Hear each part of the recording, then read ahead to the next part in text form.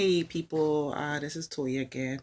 I wanted to do a little brief uh I don't even want to say lesson because I'm just learning myself, but I came across something. And this, it's about, the misunderstanding of Bible verse. And sometimes when someone misunderstands a Bible verse, they could, throw it around and use it, in the wrong text. This type of stuff happens all the time.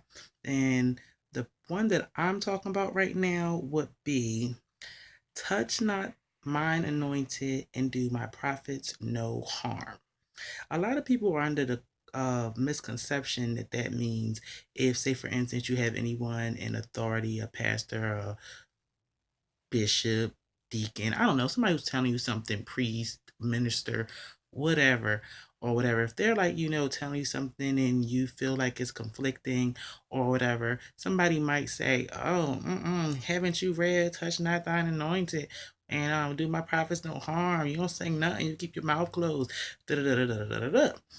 Well, I think that that is being partially misunderstood. And what we have to do is take into the consideration the previous verses, right before it, so that you can understand the context of which the passage is being given. And this will be found in Chronicles 16, verse 22. And what I want to do is read um, around it a little bit so we can understand exactly what it's trying to relay to us. And I'm going to start at, oh, I said 1622. Oh yeah, it is 1622. But I'm going to start reading at verse 16 to 23 so that we can understand exactly what it's trying to say.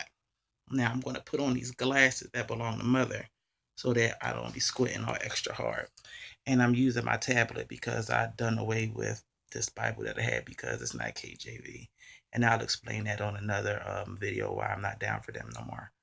But First Chronicles chapter 16, verse 16. And mind you, we're trying to understand what verse 22 means exactly. Bear with me here. It says, verse 16, even of the covenant which he made with Abraham and his oath unto Isaac, and hath confirmed the same to Jacob for law, and to Israel for an everlasting covenant, saying unto thee, will I give you the land of Canaan, the lot of your inheritance. Uh, when ye were but few, even a few, and strangers in it. And when they went from nation to nation, from one kingdom to another people, he suffered no man to do them wrong.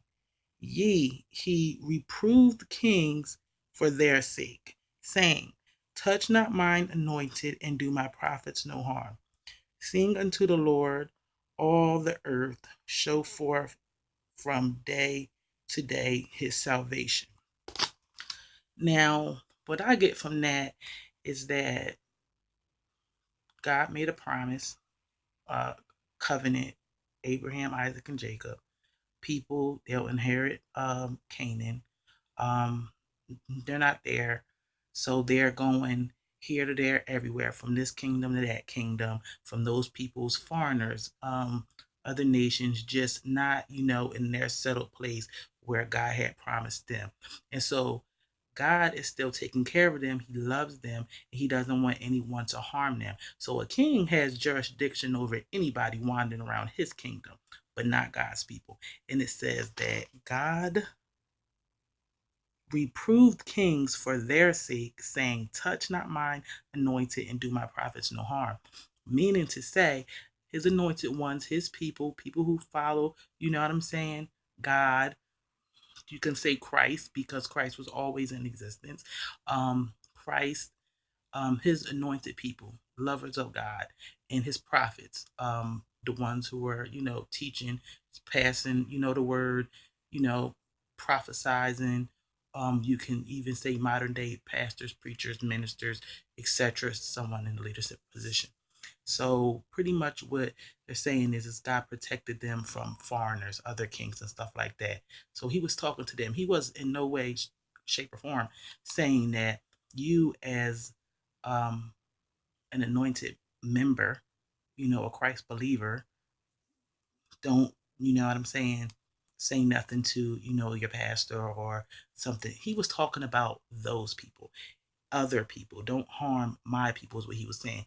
It no way, shape, or form means that you can't, question and authority or ask questions or dig deep. I believe a verse somewhere I didn't look up just yet says test the spirits. But anyway, now that brings me to um Paul Paul, I'm sorry, Saul and David. How about when David was being seeked out by Paul or by Saul? Saul wanted to kill him or whatever. Probably just for the main part, he God was done with him, but he was still in authority. And I think he became majorly jealous when, the people started singing about David and him slaying down 10,000s and Saul only thousands. So he wanted his life. He wanted him dead. He wanted him murdered or whatever. So he did everything that he could. He gathered up his troops and he went and seeked his life. And let me see here. Oh, David was a man after God's own heart, so he knew better than that. This brings us to, I'm sorry, you guys. First Samuel chapter 24, 8 through 13. You can definitely read that, you know what I'm saying, for yourself. I could read it right now, but I'm just going to paraphrase. As a matter of fact, I will read it, but I'm just going to paraphrase real quick because my time is running short. Um I wrote here when I was going over this, I said, now David is good at heart. He understands God's ways. God's anointed, he would not touch, harm, or kill, as we read previously. But verse 8, he comes out of the cave with a righteous heart and covered in the fear of God. He called after him in respect, my Lord the King. He also bowed down, paying him homage. Um, he then began to question him about a few things, like why he believes men saying that this or that David means you harm, that he wants you dead, when it's clear that if I wanted to kill you today, I could have, that the Lord delivered you into my hand. This dialogue happens in front of Saul's camp of soldiers. Excuse me. Dialogue happens in front of his camp of soldiers. He could have felt embarrassed. I don't know, but the point is that he was God's anointed, but that was in no way means that he wasn't wrong or exempt from being confronted while being confronted in a respectful and loving manner. So David said that I wasn't going to kill him.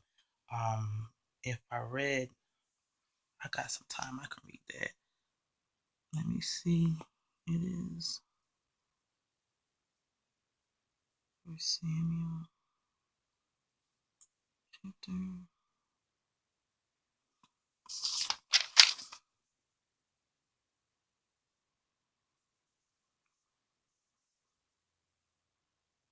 24, verse 16.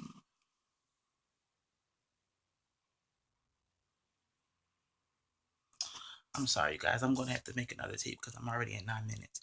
But what we're saying here is that David knew very well that that was God's anointed. He was not to raise out his hand and strike him. He knew that he not to kill him. He came into that cave. He had all ample opportunity to kill him. His folks said, kill him. He said, that's God's anointed. I won't stretch out my hand against him. God promised me that I will be king, but it's not my place to murder him. In order to do so, that would be in disobedience. But um David even wrote a Psalms, what is it? It is Psalms 105:15 or whatever, where he talks about that. You should take a look. And pretty much what my point is that you never kill him, don't harm him, don't do nothing like that. But it's absolutely It's not wrong to confront someone when they are wrong, as long as you're doing it in respect.